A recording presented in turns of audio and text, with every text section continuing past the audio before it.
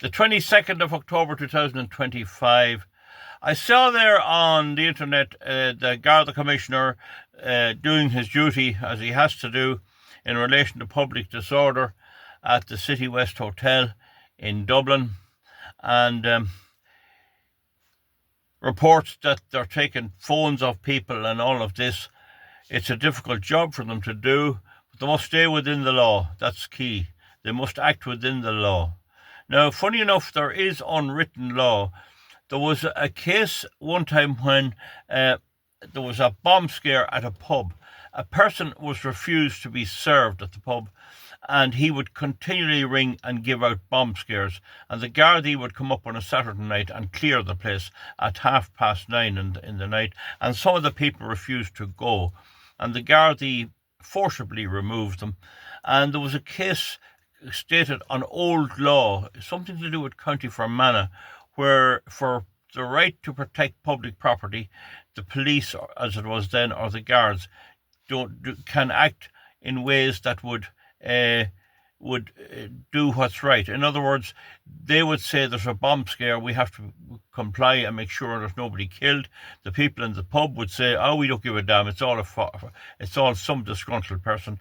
But the courts covered the police in that case, and it come out again in a similar case in Dublin about 1979 or there, in the middle of the Troubles, when there were an awful lot of bomb scares. I worked in McInerney's in Inchicore back in the early 70s, and there was bomb scares every week. A Garda motorcyclist would come up and he would search the place and all of this. It was people who were refused jobs or who were sacked out of it were doing that. But the point is, the law did cover the guards, but it wouldn't cover, in my opinion, taking mobile phones. There's no offence I know of photographing incidents as they occur. And Tuesday TV has unbelievable coverage. I mean, this is going out all over the country. Needless to say, I have to say, the Commissioner mentioned about riding motorbikes and horses through the Garda cordons, and that's not on. But that's very dangerous, and it's not to be encouraged at all. I wouldn't recommend that. But the thing about it is this: we have a constitution, and the reason why mass migration is not in the constitution is nobody ever envisaged that government would do this.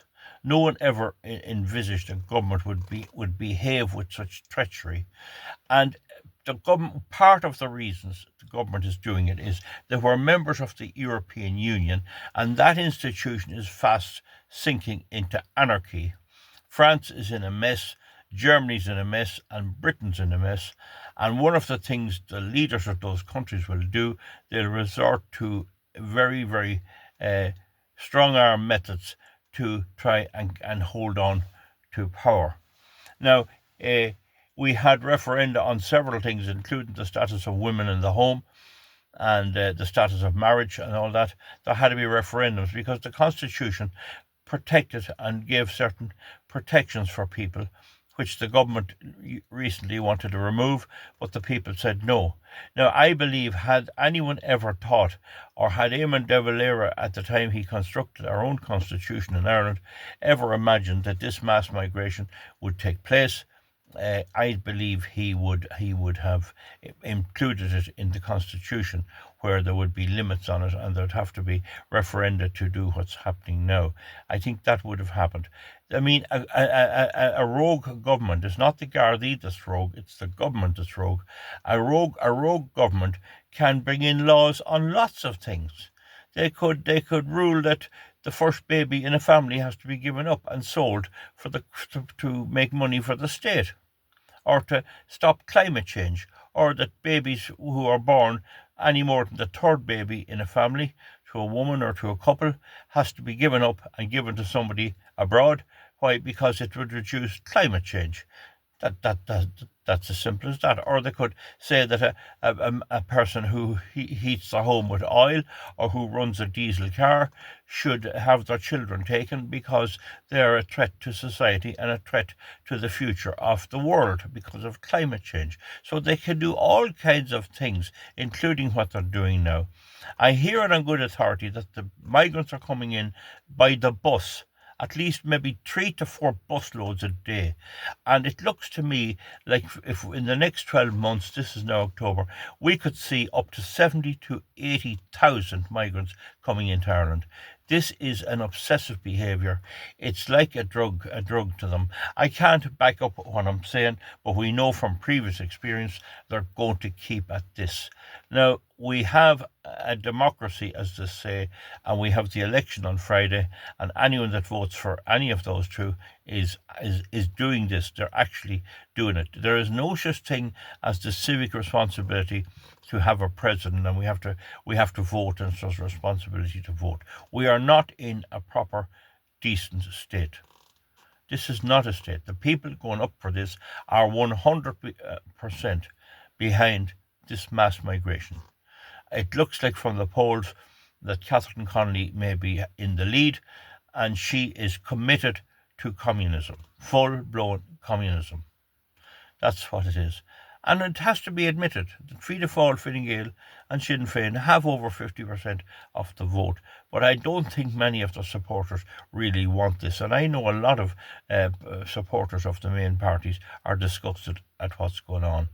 Now, it is possible that this is all to do with the destruction of our Western society, that the whole empire on which the Western society is built, Christianity and all of that, is under severe threat, that it has gone by itself, sell by date, that gold and silver is skyrocketing in price. There's no confidence in the money that these people are making. They're actually making and printing money, euros and 50 euros and all that. There's no confidence in it, and people are just realizing that money is being devalued at possibly as high as 20% a year, if not more. We have crazy policies on energy, crazy policies on transport. We have the Sinn Féin one there on, I just can't think of her name. You'll get her online there. She wants a Lauber House that the government have to provide education in Irish or Gaeilge for all of the children. In other words, if somebody has a child and they want them educated through Irish, there has to be education for that child. You can imagine how that would work in a small school in a rural area that's trying to keep going. And at the moment, all the children come in, there might be 25 pupils, maybe only one teacher, all the pupils come in, they're trying to keep it going, and suddenly they bring out this rule that they have an Irish, all education has to be through Irish, and the teacher there is not up to it. Well, what's going to happen? There's going to have to be a second school built. And when you can't have the one school survive, how are you going to have two? So this is the crazy actions of the Sinn Féin party. This is unbelievable. I'll print it underneath their names. I just saw it there tonight. This is one of the things. I'm almost a fluent Irish speaker, and we don't need this from the fake Sinn Féin nationalists. They're not nationalists, they're internationalists. They're pushing this, and their Catherine Connolly is pushing it as much as anybody else. They weren't asked about it on any of the shows, as far as I know. This subject was swept under the carpet. Yet it is deeply troubling for many of the people in Ireland, and it'll be done, and the harm will be done before we can ever get a constitutional change. What happened in City West was a spontaneous uprising of swelling, of horror. Let's forget the rape of a 10-year-old child by an Arab who should have been sent out of here and was ordered to be sent out of here way back in April and wasn't. And this craving that exists is something that only we can, sorry about that, it's something we can only fight down. And I mentioned before, it's not just the Gardaí. We may lose some good Gardaí. Some good Gardaí may resign because they're not prepared to do this. And I mean, I served for 32 years in the Guards. I'd rather be driving a lorry for my living than doing that, than beating Irish people for being patriotic.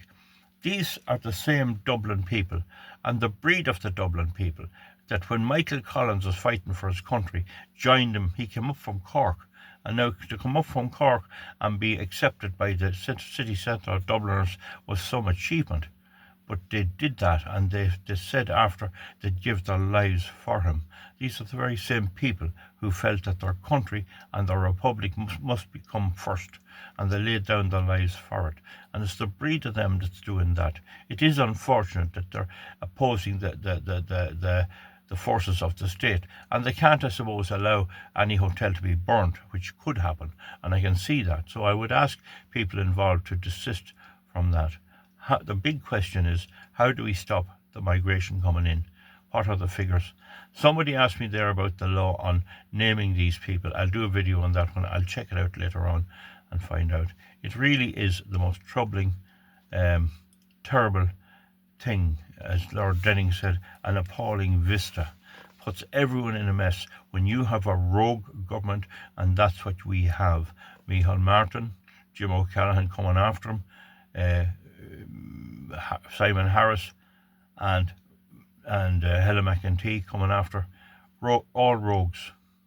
And it's quite plain to be seen that this is what is taking place. Meanwhile, we will probably end up going down the same way as France, completely busted, as these green lefty loonies have control of our country and have managed to infiltrate into the main parties that we trusted for years and years to look after us as a people. I think many of the Irish still don't understand the savagery and the dereliction of their duty that the politicians are doing.